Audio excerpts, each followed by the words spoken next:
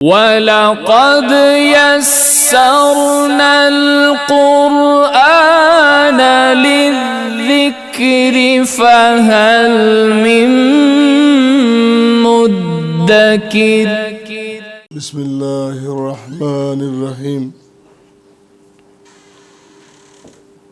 فَبِمَا نَقْضِهِم مِّيثَاقَهُمْ وَكُفْرِهِم بِآيَاتِ اللَّهِ وَقَتْلِهِمُ الْأَنبِيَاءَ بِغَيْرِ حَقٍّ وَقَوْلِهِمْ قُلُوبُنَا غُلْفٌ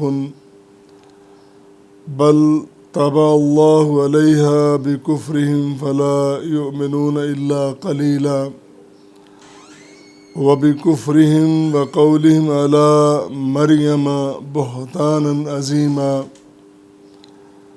صدق اللہ العظیم وصدق النبی الکریم۔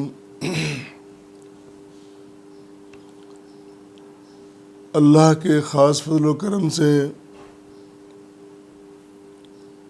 یہ جو سلسلہ ہے تفہیم قرآن جاری ہے، ہم اللہ کی پاک کتاب کو سمجھنے کی کوشش کر رہے ہیں۔ اللہ کی بے پایہ رحمت سے سورہ نساء کی آیت مبارکہ 155 سے 159 آج زیر گفتگو زیر مطالعہ ہے۔ گزشتہ آیات مبارکہ میں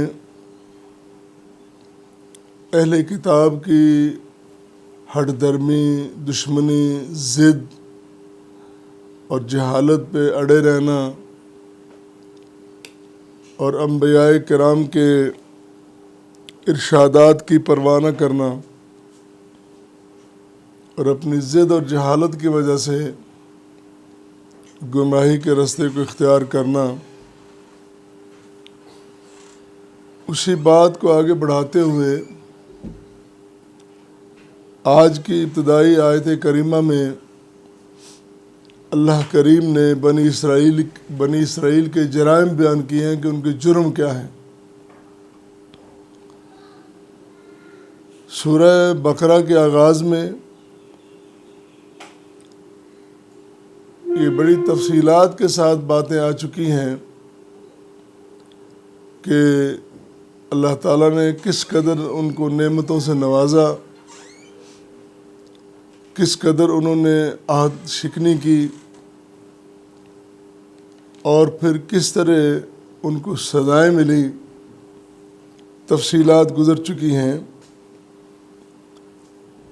یہاں صرف ان کے 2-4 جرائم یا 2-4 باتیں زیر مطالعہ ہوں گی۔ نمبر 1، نقض میثاق، وعدہ توڑنا، وعدے کی خلاف ورزی کرنا۔ جس طرح قرآن نے فرمایا فَبِمَا نَقْضِهِم مِّيثَاقَهُم، جو اللہ کی طرف سے ان پر لعنتیں نازل ہوئی ہیں، یہ جو مسلسل رسوائیاں اور ذلتیں ان کے مقدر میں ٹھہری ہیں، ان کی وجہ ان کے اپنے اعمال ہیں، اور ان اعمال میں سے نقض میثاق، وعدہ توڑنا، اللہ کے ساتھ جو وعدہ ہے، اللہ ہم تیرے بندے ہیں اور بندے بن کے رہیں گے، ہم کبھی بھی بندگی سے انحراف نہیں کریں گے، جو بھی تیرا حکم ہوگا،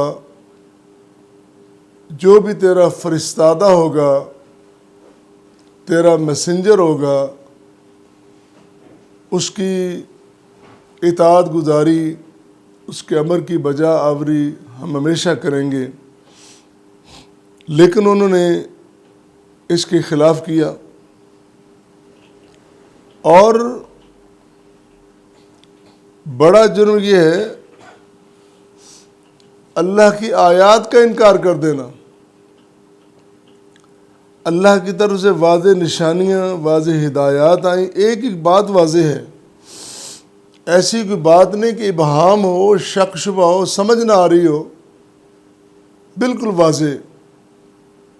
اس کا بھی کفر، مسلسل انکار، یہ بہت بڑا جرم ہے. اور پھر اسی طرح اتنا آگے بڑھ گئے مخالفت میں، اللہ کی مخالفت، اللہ کے رسول کی مخالفت، اتنا آگے بڑھ گئے کہ انہوں نے نہ صرف کہ نبی کی بات نہیں سنی بلکہ نبی کی مخالفت اور پھر نبی کو اذیت دینا، تکلیف پہنچانا، منصوبے بنانا کہ کس طرح اس کو مصیبت میں مبتلا کیا جا سکتا ہے. اور اس جرم میں آگے بڑھتے بڑھتے وہ نبیوں کو قتل کرنے کے درپے ہو گئے. اور قرآن نے کہا وَقَتْلِهِمُ الْأَنْبِيَاءَ بِغَيْرِ حَقٍ، ان کے پاس کوئی دلیل نہیں تھی، ان کے پاس کوئی آرگومنٹ نہیں تھا نبیوں کی مخالفت کا اور نبیوں کو قتل کرنے کا. بغیر حق، بغیر حق کے نبیوں کو قتل کرنا اتنا بڑا جرم، یہ ان کے جرائم میں ان کے گلے پڑ گئے. ان کی ہمیشہ کی ناکامی اور اللہ کی طرف سے مسلسل ان پہ ناراضی اور پھر اللہ کی لعنتوں کا نزول ہونا اور رسوائیوں اور ذلتوں میں بھی زندگی گزار دینا. انسان کی فطرت ہے کہ جس طرح کا ماحول وہ اختیار کرتا ہے اسی میں وہ رچ بس جاتا ہے. ہم اگر معاشرے میں دیکھیں، بڑی سادہ سی مثال ہے، ایک بندہ اگر آپ کو ایک بات بھی کریں گے تو وہ سننے کو تیار نہیں ہوگا، اور کئی ایسے ہوں گے کہ آپ ان کو جتنی مرضی کر لیں وہ سمجھے گا کہ یہ اس کا حق ہے یا میرا حق ہے یا ہماری بے تکلفی یا ہمارا ضابطہ اخلاق اس کی اجازت دے رہا ہے. اسی طرح عزت اور ذلت کا معاملہ ہے. کچھ اللہ کے بندے ساری زندگی عزت اور تکریم کے ساتھ گزارتے ہیں اور کچھ ذلت اور رسوائی کو گلے لگا لیتے ہیں اور اسی کو اپنے لیے بہتر اور برتر سمجھتے ہیں. یہ افراد بطور قوم، پوری قوم کی قوم ایسی ہے کہ جس پوری قوم نے ذلت اور رسوائی سے پیار کیا، اس کو اختیار کیا اور اللہ تعالیٰ نے ان پر مسلط کر دی. اور پھر جب ان کو حق سنایا جاتا ہے وہ کہتے ہیں وَقَوْلِهِمْ قُلُوبُنَا غُلْفٌ، بات کی جاتی ہے، جتنی مرضی باتیں کر لو، جتنا مرضی قرآن سنا لو، ہمیں کچھ اثر ہونے والا نہیں، ہم پہ کچھ اثر کرنے والا نہیں. ہم غلفن، پردے میں ہیں، ہمارے ارد گرد پردہ اتنا ہے کہ یہ ساری باتیں ہم تک پہنچ ہی نہیں سکتی. اس بات میں بھی تکبر کر رہے ہیں کہ اچھی بات آپ جتنی مرضی کر لیں، جتنی مرضی آپ محنت کر لیں، آپ کی محنت کا فائدہ ہی کوئی نہیں ہے، میرے تک آپ کی بات پہنچتی ہی نہیں ہے. میں ذلتوں اور رسوائیوں کا سوداگر اور آپ مجھے خیر و برکت کی بات کرتے ہیں، یہ نہیں پہنچے گی. اس پہ بھی اتراتے ہیں. اللہ نے فرمایا جاہلو، یہ اترانا کیسا؟ بل طبع اللہ علیہا، اللہ تعالیٰ نے ان پر مہر لگا دی ہے، بکفرہم، ان کے کفر، ان کے مسلسل انکار کی وجہ سے اللہ تعالیٰ نے ان پر مہر لگا دی ہے،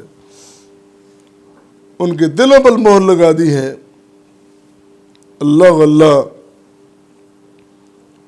اس پردے کے بارے میں یہ جو انہوں نے دعویٰ کیا، قرآن کہتا ہے بل طبع اللہ علیہا بکفرہم،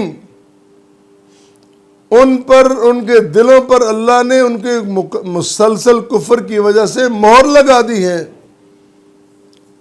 اور دوسری جگہ سورہ حامیم سجدہ میں جس طرح اللہ نے فرمایا وَقَالُوا قُلُوبُنَا فِي أَكِنَّةٍ مِّمَّا تَدْعُونَ إِلَيْهِ، آپ ہمیں جو دعوت دیتے ہیں، آپ جو دلائل کے انبار لگا دیتے ہیں، آپ کے دلائل ہم پہ اثر کرنے والے نہیں ہیں۔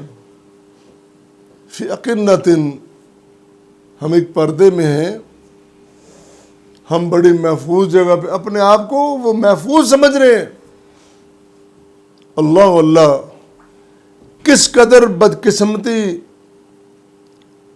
کس قدر ذلت اور رسوائی سے ان کی دوستی ہے۔ اللہ اللہ، اور پھر فرمایا فَلَا يُؤْمِنُونَ إِلَّا قَلِيلًا، یہ ایمان لانے والے ہی نہیں، بہت کم لوگ ہیں ان میں جو ایماندار ہوں گے۔ ہم اگر اس دور کے بنی اسرائیل کی بات آگے بڑھاتے ہوئے نبی کریم صلی اللہ علیہ وسلم کے دور کے اعداد و شمار سامنے رکھیں تو جو اسرائیلی تھے یا یہود تھے، بہت کم مسلمان ہوئے۔ انہوں نے حق کو پہچانا، کتاب کو پڑھا، نبی کریم صلی اللہ علیہ وسلم کے اوصاف کو دیکھا، پرکھا، یقین ہو گیا یہی اللہ کا سچا رسول ہے، اس کے باوجود انہوں نے تسلیم نہیں کیا۔ اور اگر مدنی زندگی دیکھیں تو جتنی سازشیں ان میں نمایاں نظر آتے ہیں۔ اسی لیے ان کی بہکنی کی گئی اور رسول کریم صلی اللہ علیہ وسلم کو فرمانا پڑا اگر یہ پردہ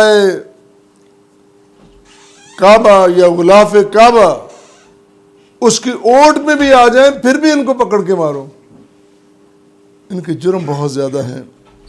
اللہ واللہ، ان کے جرائم بیان کرتے ہوئے اللہ کریم نے بیان فرمایا یہ اتنے بڑے جرم ہیں جو بیان کی، اس سے بھی اگلا جرم یہ ہے وَبِكُفْرِهِمْ، ان کی کفر کی وجہ سے، وَقَوْلِهِمْ عَلَىٰ مَرْيَمَ بُهْتَانًا عَظِيمًا، انہوں نے ہماری مریم صدیقہ، ہماری پاک باز، ہماری پاکیزہ بندی، اس پر بھی الزام لگا دیا۔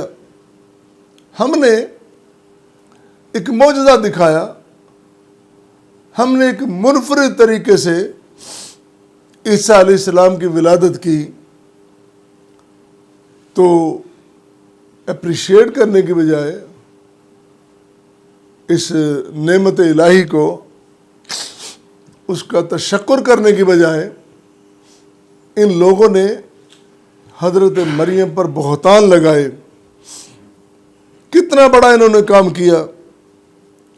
اللہ واللہ، وہ اللہ کی بندی جس نے ساری زندگی ذکر الہی میں گزار دی، جس نے معاشرے سے علیحدہ ہو کر ایک کونے خدرے میں، ایک کارنر میں رہائش اختیار کر لی، اور وہاں صرف ایک ہی کام، اللہ کا ذکر،